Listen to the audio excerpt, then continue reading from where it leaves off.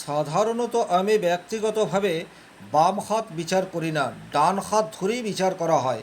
কিন্তু আপনারা দেখতে পাচ্ছেন ইনি একজন বিবাহিতা মহিলা এবং এনার প্রশ্ন শুধুমাত্র নিজের ফ্যামিলি বা নিজের সংসার লাইফ নিয়েই। তাই এই জাতিকার বাম হাতটির বিশেষ কিছু রেখা এবং গ্রহ পর্ব নিয়ে আলোচনা করব। খুব মনোযোগ সহকারে এই ভিডিওটি দেখবেন, কারণ এই ভিডিওটিতে এমন বিষয় নিয়ে আলোচনা করব, সেই বিষয়টি কিন্তু আমরা প্রত্যেকেই চেয়ে থাকি। সাংসারিক জীবনে সুখ স্বাচ্ছন্দ্য সেটা যদি আপনি পান, সেক্ষেত্রে আপনার অর্থ থাক বা না থাক আপনি প্রকৃত সুখী। কিন্তু সাংসারিক জীবনে বা দাম্পত্য জীবনে যদি প্রবল অশান্তি থাকে, সেক্ষেত্রে আপনার কত টাকা পয়সা রয়েছে, কত ব্যাংক ব্যালেন্স আপনি করেছেন, সেটা একটা সময়ে আপনার কাছে অনর্থক হয়ে দাঁড়ায়। নমস্কার, আরও একটি নতুন ভিডিওয় আপনাদের স্বাগত জানাই। আমি শ্রী বিশ্বজিৎ। খুব ভালোভাবে সাংসারিক জীবনের সুখ স্বাচ্ছন্দ্য এই বিষয়টিকে বোঝার জন্য আপনি যদি মহিলা হয়ে থাকেন, সেক্ষেত্রে আপনার হাতের বাম হাতকে প্রায়োরিটি দিয়ে ভালোভাবে বুঝবেন। সবচেয়ে প্রথমেই দেখবেন দেবগুরু বৃহস্পতির ক্ষেত্র।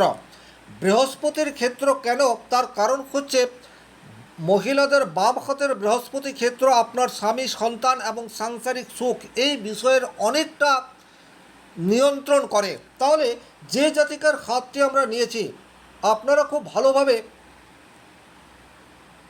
এই জাতিকার বৃহস্পতির মূল পর্বটিকে পর্যবেক্ষণ করুন। এটা হচ্ছে জাতিকার বৃহস্পতির মূল পর্ব। এখন বৃহস্পতির মূল পর্বকে যদি আমরা দুভাগে বিভক্ত করি, খুব ভালোভাবে আপনারা বিষয়টি বোঝার চেষ্টা করুন, তাহলে এই দিকটা অর্থাৎ বাম পাশটা অপেক্ষাকৃত একটু দুর্বল এবং ডান দিকটা একটু স্ট্রং রয়েছে। এটা কিন্তু আমরা স্বাভাবিক অর্থে দেখলেই বুঝতে পারছি। খুব ভালোভাবে সূক্ষ্মভাবে গ্রহ পর্বকে বিচার করতে হবে, তারপর কিন্তু রেখা। প্রথমেই রেখার বিচার নয়, প্রথমে গ্রহ পর্বটা কতটা শক্তিশালী বা দুর্বল রয়েছে, তারপর রেখা, সেটাকে ভালোভাবে দেখতে হবে।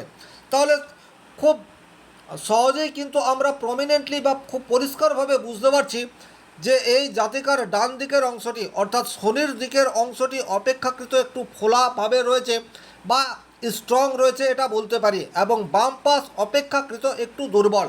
ইন্ডিকেট কি করছে? এই জাতিকার বিবাহিত জীবন 7 বছর। খুব ভালোভাবে বুঝবেন, জাতিকার বিবাহের সময় দেবগুরু বৃহস্পতির পজিটিভ ভাইব্রেশন সেটা থাকার পর জাতিকার বিবাহের পরবর্তীতে কিন্তু বৃহস্পতি অপেক্ষাকৃত দুর্বল হয়েছে, এই বিষয়টি ইন্ডিকেট করছে। যখন যখন আপনারা ভালোভাবে মিলিয়ে দেখবেন আপনার হাতে বৃহস্পতির মূল পর্ব শনির দিকটা একটু উঁচু অবস্থায় রয়েছে এবং আপনার বাম পাশটা অপেক্ষাকৃত একটু দুর্বল হয়ে যাচ্ছে, ইন্ডিকেট করছে বৃহস্পতি তার শুভ প্রভাব অলরেডি আপনাকে দিয়েছে। বর্তমানে কিন্তু বৃহস্পতির শুভ প্রভাব সেই অর্থে আপনি আর পাচ্ছেন না। তাহলে এখানে শনি যদি বৃহস্পতিকে নিয়ন্ত্রণ করে, সেক্ষেত্রে কিন্তু দাম্পত্য জীবনে ছোটোখাটো ভুল ভ্রান্তির সমস্যা এটা কিন্তু লেগেই থাকবে। তাহলে এখানে আমরা যে বিষয়টি দেখতে পাচ্ছি, যেহেতু জাতিকার বৃহস্পতির ক্ষেত্র একটু একটু করে দুর্বলতার দিকে চলে যাচ্ছে, সুতরাং স্বামী সংসার নিয়ে সুখ স্বাচ্ছন্দ্যের অভাব বর্তমান সময়ে প্রমিনেন্টলি দেখতে পাওয়া যায়, এই বিষয়টাকে ইন্ডিকেট করছে। এবারে এটা কতটা সমস্যা দিতে পারে বা এই যে প্রবলেম সেটা কোন লেভেল পর্যন্ত যেতে পারে, এটাও কিন্তু অত্যন্ত গুরুত্বপূর্ণ প্রশ্ন। আমাদের প্রত্যেকের জীবনে আজকে এই সোশ্যাল মিডিয়ার যুগে আমাদের চাহিদা উত্তরোত্তর বৃদ্ধি পাচ্ছে এবং সাংসারিক জীবনের লাগাম সেটা অপেক্ষাকৃত দুর্বল হচ্ছে, এটা আমরা কেউ অস্বীকার করতে পারি না। যে লেভেলে আমাদের চাহিদা বৃদ্ধি পাচ্ছে, সেই লেভেলে আমাদের অর্থ উপার্জন সেটা হচ্ছে না এবং সেটা হবে না, এটাই প্রত্যাশিত। সুতরাং যেটা রয়েছে তার মধ্যে থেকেই সন্তুষ্টি এটা আমাদেরকে আনতে হবে। আর এই যে লাগামহীন প্রত্যাশা, এটা আমরা কোথার থেকে দেখতে পাই? এটা আমরা রাহুর ক্ষেত্র থেকে দেখতে পাই। তাহলে আমরা এই জাতিকার রাহুর ক্ষেত্রটিকে একটু পর্যবেক্ষণ করব। রাহুর ক্ষেত্রটিকে যদি আপনারা একটু ভালোভাবে পর্যবেক্ষণ করেন, তাহলে এই জায়গাতে কিন্তু একটি জব চিহ্নের ন্যায় তৈরি হয়ে রয়েছে। অত্যন্ত সূক্ষ্মভাবে কিন্তু বিষয়গুলিকে দেখতে হবে।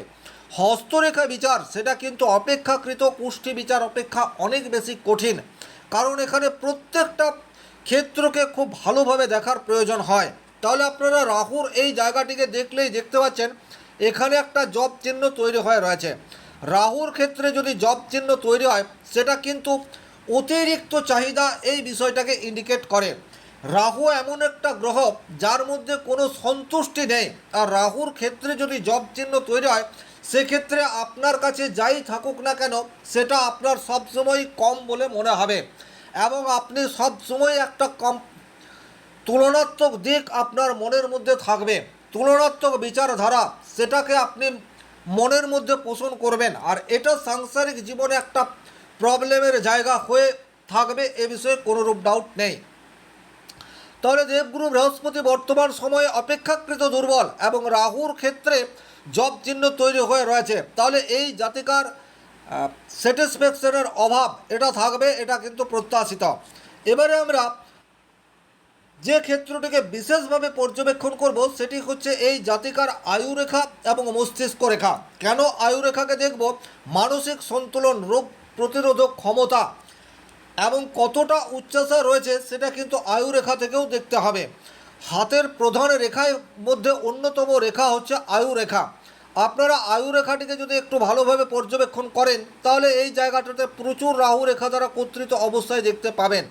তাহলে এই রাহুরেখা জাতিকার শারীরিক সক্ষমতাকে প্রশ্নের সম্মুখীন করছে না, বরং মানসিক সন্তুলনের ক্ষেত্রে প্রতিবন্ধকতা এই বিষয়টাকে ইন্ডিকেট করছে। এবারে জাতিকার যদি আমরা মস্তিষ্ক রেখাকে দেখি, খুব ভালোভাবে আপনাকে মস্তিষ্ক রেখাকেও দেখতে হবে। তাহলে মস্তিষ্ক রেখা কিন্তু আয়ু রেখার থেকে অনেকটা দূরে রয়েছে, এই জায়গাটি খুব ভালোভাবে পর্যবেক্ষণ করুন। মস্তিষ্ক রেখা থেকে আমরা আমাদের বুদ্ধিমত্তার কতটা প্রয়োগ করতে পারবো তার বিচার করা হয়। তাহলে আয়ুরেখা এবং মস্তিষ্ক রেখার মধ্যে গ্যাপ যত বৃদ্ধি পাবে তত কিন্তু রাগ, জেদ, ক্রোধ এই বিষয়টিও বৃদ্ধি পাবে।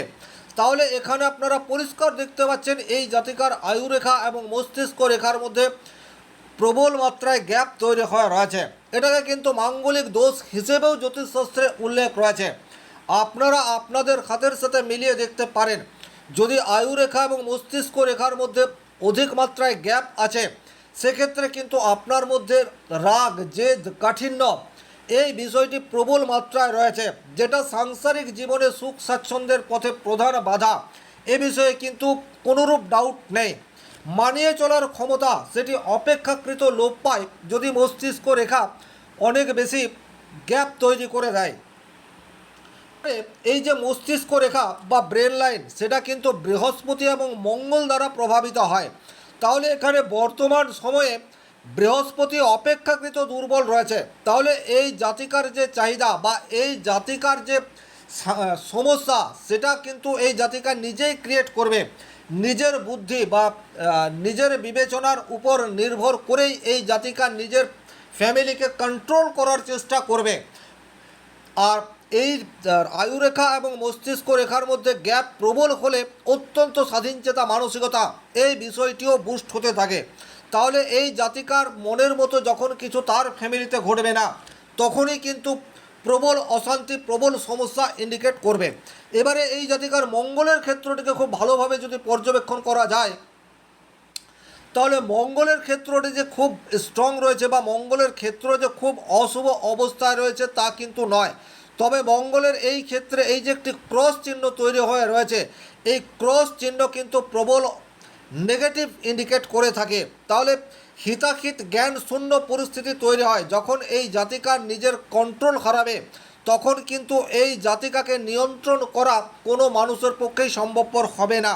হঠকারী সিদ্ধান্ত এবং বারবার হঠকারী সিদ্ধান্ত নেওয়ার প্রবণতা বৃদ্ধি এই বিষয়টাকে ইন্ডিকেট করছে মঙ্গলের ক্ষেত্রে এই ধরনের একটি ক্রস চিহ্ন থাকার জন্য।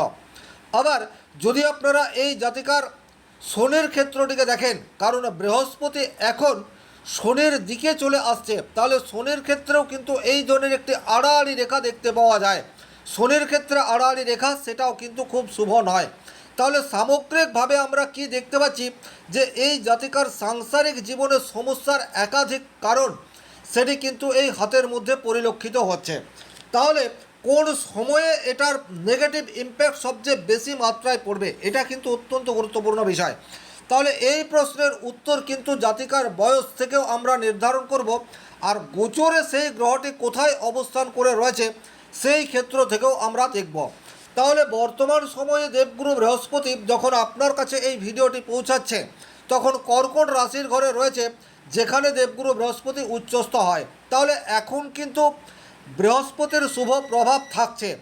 তবে এই খাতে বৃহস্পতি দুর্বল হলেও আগামী দিনে এই জাতিকা নিজের জ্ঞান বুদ্ধি বিদ্যাকে কাজে লাগাতে পারবে, বা বলা যেতে পারে পরিস্থিতি যতই বিপরীতে যাক না কেন লাগামহীন উচ্ছৃঙ্খলতা এই জাতিকার আগামী 5-6 মাস আসছে না।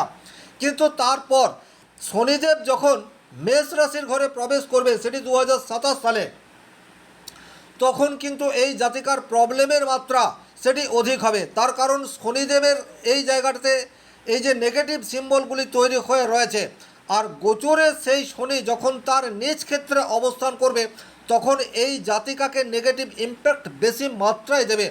এই বিষয়টিকে কিন্তু আমাদেরকে খেয়াল রাখতে হবে।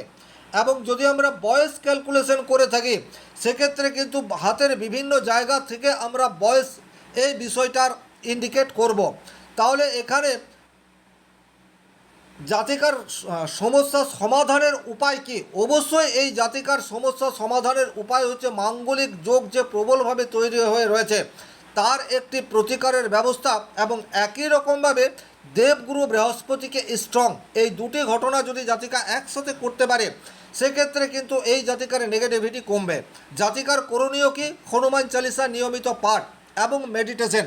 কারণ আপনি যখন একটু ধ্যান বা একটু জপ করবেন, তখন আপনার মন শান্ত থাকবে। এটা কিন্তু বিশেষভাবে প্রয়োজন। তার সাথে এই জাতিকার সংস্পর্শে যারা রয়েছে, স্বামী বা শ্বশুরবাড়ির লোকজন, তাদের ভালো ব্যবহার সেটাও কিন্তু ভীষণ রকম প্রয়োজন এই জাতিকার নেগেটিভিটিকে দূর করার ক্ষেত্রে।